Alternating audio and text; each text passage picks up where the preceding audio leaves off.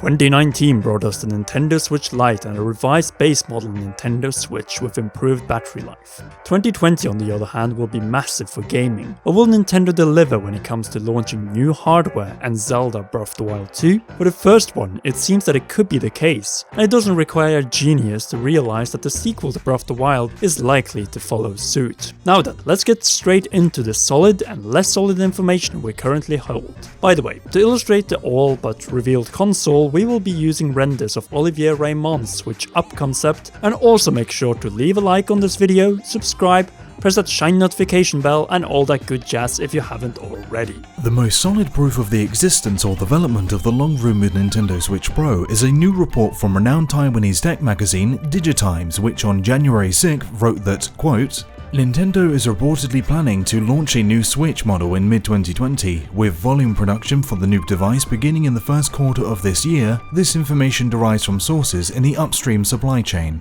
This goes in line with what other analysts such as Kantan Games' Dr. Serkan Toto predicts for the first year of the new decade. In a New Year interview with GameIndustry.biz, he predicts that the Nintendo Switch Pro will launch in 2020 and that it will cost $399. His prediction lines up even more with the Digitimes report later on in his argument regarding the Nintendo Switch Pro. Quote, more specifically, I predict 4K support, bigger cartridge sizes, and of course beefed up components. I also think that the device will launch after the summer holidays to counter the rollout of the PS5 and next-gen Xbox later in the year, along with a first-party system seller game. Improved CPU is pretty much a given, seeing how the base model Nintendo Switch struggles with frame rate and resolution on bigger, highly detailed open-world games such as Zelda Breath of the Wild and The Switcher. Is 4K realistic in this regard? It kind of depends on how much the Switch Pro will work. A system that is solely based on the handheld itself, without a dock adding some extra juice and cooling, will be very expensive to get to native 4K, but upscaled 4K similar to the PS4 Pro might actually be possible even if the system is still just a handheld.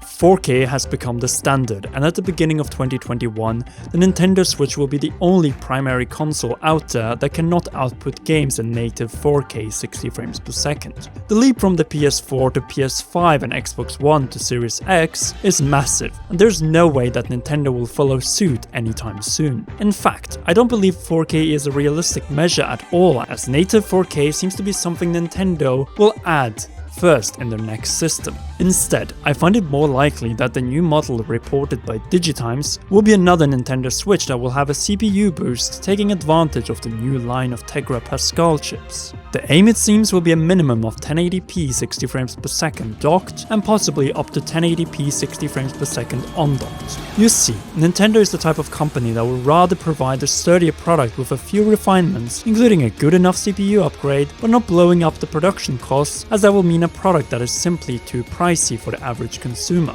The current Nintendo Switch is priced at $299. The Nintendo Switch Lite is $199, so a Nintendo Switch Pro or new Nintendo Switch should by no means, as suggested by Dr. Serkan Toto, be above $399. In other words, $100 jumps from the Switch Lite to Nintendo Switch and then to the Nintendo Switch Pro, new Nintendo Switch Up, or whatever you want to call it.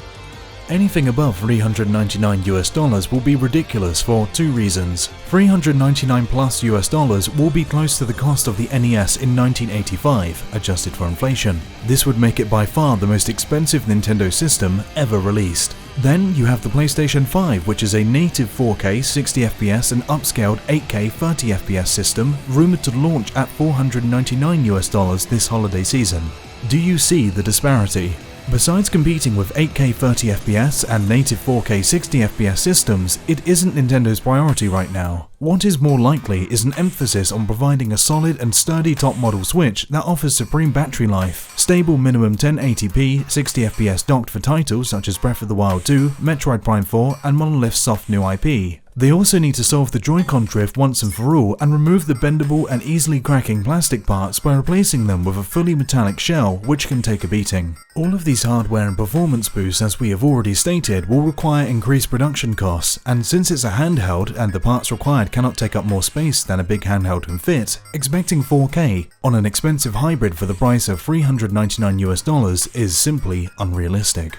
We'd rather have a top model Switch that can deliver us 1440p, 30 frames per second docked, and 1080p 60 frames per second undocked. We cannot dismiss the fact that the key to the Switch's great worldwide success is its handheld portion, which allows you to continue your game experience uninterrupted when switching from TV to outdoor or toilet play. Not small PCs that you cannot bring with you due to the weight and size of the PlayStation 5 and Xbox Series X. In fact, the primary reason we believe we're getting a revised top model Switch this summer has to do with a long-term strategy by Nintendo, one that has been in place before the Nintendo Switch even launched in March 2017, and that is that the Switch is a lineup of models similar to the 3DS. First a base model, then a smaller, cheaper version, and finally a top model with improved hardware compared to the other two.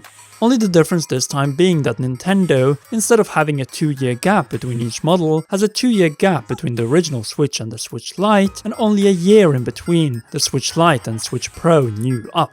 The big question is, why this change? We believe that it is a deliberate move by Nintendo to get done with major new Switch models by the end of 2020, and in 2021, 2022 and 2023 focus solely on new software for the Switch, while alongside work on the successor of the Nintendo Switch, which is likely to come somewhere around 2024. After Breath of the Wild 2, Bayonetta 3, Metroid Prime 4, the new Monolith Soft IP, and so on.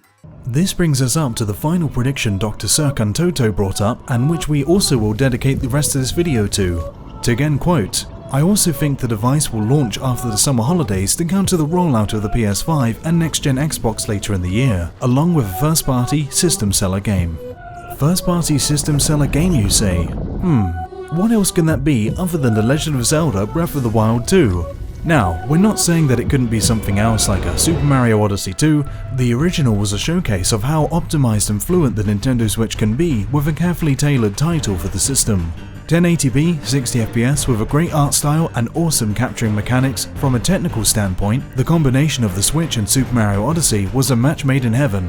Yes, and that is exactly why it's Zelda's turn to have a similar moment of technical brilliance when Metroid Prime 4, another potential showcase title, is years away from launch. Breath of the Wild's no doubt greatest strength was its gameplay and exploration. What wasn't as great was that the game never hit 1080p or managed to maintain 30fps 900p on the Nintendo Switch in its dense and detailed areas, such as Korok Forest and the Zonai Ruins. With Breath of the Wild 2 clearly having a much closer tie to Zonai structures, magic and locations, the once optional Zonai Ruins are likely to become a mandatory area to visit, much like the Korok 25 frames per second forest was in Breath of the Wild. What better way to showcase the power of the top model Switch Pro than giving us a stable 1080p 60 frames per second experience in these two, and many new locations, much as what was the case for every location in Super Mario Odyssey.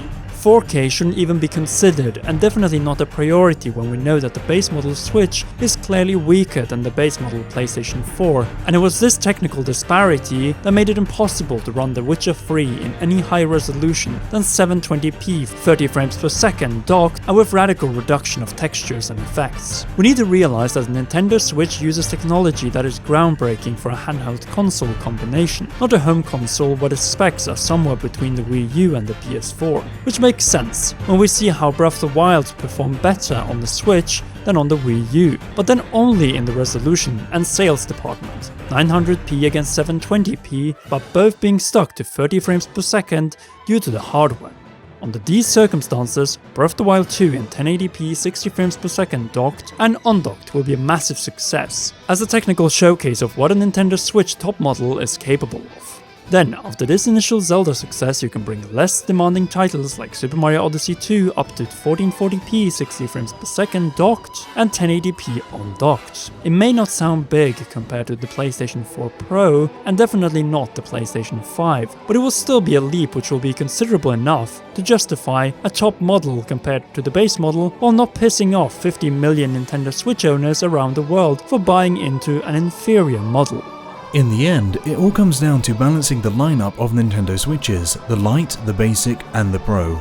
None of them should be too far ahead or behind the others, as they all need to run the same games, and with only a relatively small difference in visuals, resolutions, frame rate, and battery life. When the Switch Lite was launched last August, it was specifically tailored for the Triforce of handheld IPs that were in the process of migrating from the 3DS to the Switch. Fire Emblem, Pokemon, and Animal Crossing, and in many ways 2019 was to an extent planned to be the year of previous handheld experiences finally or once again becoming home console experiences. This way, we got Fire Emblem Three Houses, Link's Awakening, Luigi's Mansion 3, and Pokemon Sword and Shield in the same year. Animal Crossing was delayed to March 2020, but still fit before the end of Nintendo's fiscal year of 2019. This means that we will see a new strategy for the next fiscal year of 2020, which begins in April. From then we can expect more ambitious titles which will be in line with the reported new Nintendo Switch top model that is reportedly under production for a launch this summer. Say that we get Bayonetta 3 around the launch of the Switch Pro, and then continue following up with more traditional console IPs and titles throughout the summer, fall and winter.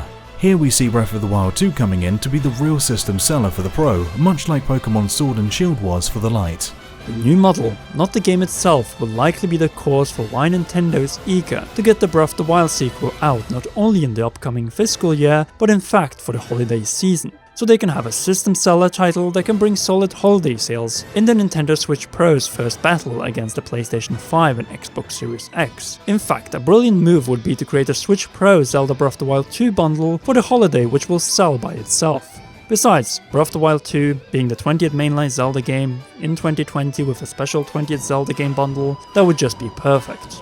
Though at the same time we need to remember that for 3D Zelda, since the Wii, the launch of a new system or model have had an impact on when a new installment in the series is released. This was the case for Twilight Princess and Breath of the Wild, partially for Link's Awakening remake, which released a month after the Switch Lite launch. Then it wouldn't be radical to assume that Breath of the Wild 2 will launch 3 to 4 months after the launch of a Nintendo Switch Pro, but definitely before the Alienware Switch. Though keep in mind this was only one side of our argument, so make sure to leave a like, subscribe and press the notification bell, and then again for all notifications, as we're now pushing for 250,000 subscribers, less than 17,000 subscribers to go. And if we manage to get there by March 3rd, the 3rd anniversary of the Nintendo Switch, we'll give away the revised Nintendo Switch model with increased battery life.